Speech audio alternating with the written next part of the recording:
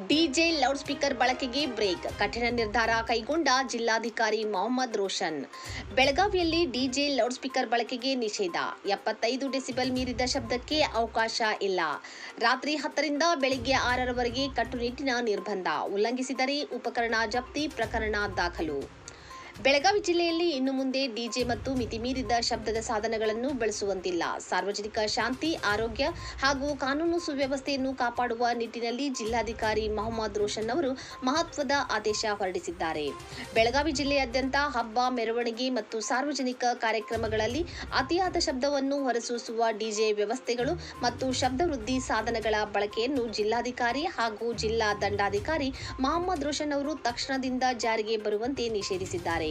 Police ಆಯುಕ್ತರು ಮತ್ತು ಜಿಲ್ಲಾ ಪೊಲೀಸ್ ವರಿಷ್ಠಾಧಿಕಾರಿಗಳ ವರದಿಯ ಮೇರೆಗೆ ಈ ನಿರ್ಧಾರ ಕೈಗೊಳ್ಳಲಾಗಿದ್ದು, ಮುಂದಿನ ಆದೇಶದವರೆಗೆ ಯಾವುದೇ ರೀತಿಯ ಡಿಜೆ, ಬೇಸ್ ಬೂಸ್ಟರ್ಗಳು ಮತ್ತು ಮೊಬೈಲ್ ಡಿಜೆ ವಾಹನಗಳ ಬಳಕೆಯನ್ನು ಸಂಪೂರ್ಣವಾಗಿ ನಿಷೇಧಿಸಲಾಗಿದೆ.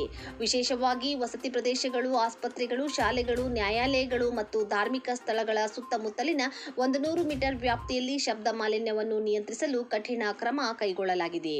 ಒಂದು ವೇಳೆ ಯಾರಾದರೂ ಈ ಆದೇಶವನ್ನು ಉಲ್ಲಂಘಿಸಿದರೆ ಕಾರ್ಯಕ್ರಮವನ್ನು ತಕ್ಷಣ ಸ್ಥಗಿತಗೊಳಿಸುವುದು, ಡಿಜೆ ಉಪಕರಣಗಳನ್ನು ವಶಪಡಿಸಿಕೊಳ್ಳುವುದು, ವಿದ್ಯುತ್ ಸಂಪರ್ಕ ಕಡಿತಗೊಳಿಸುವುದು ಮತ್ತು ಸಂಬಂಧಪಟ್ಟವರ ಮೇಲೆ ಕಾನೂನು ಕ್ರಮ ಜರುಗಿಸಲು ಪೊಲೀಸರಿಗೆ ಸಂಪೂರ್ಣ ಅಧಿಕಾರ ನೀಡಲಾಗಿದೆ. ಅನಿವಾರ್ಯ ಸಂದರ್ಭಗಳಲ್ಲಿ ಮಿತಿ ಶಬ್ದದ ಸಾಧನಗಳನ್ನು ಬಳಸಲು ಪೊಲೀಸ್ ಇಲಾಖೆಯಿಂದ ಪೂರ್ವಾನುಮತಿ ಪಡೆಯುವುದು ಕಡ್ಡಾಯವಾಗಿದೆ ಎಂದು ಆದೇಶದಲ್ಲಿ ಸ್ಪಷ್ಟಪಡಿಸಲಾಗಿದೆ.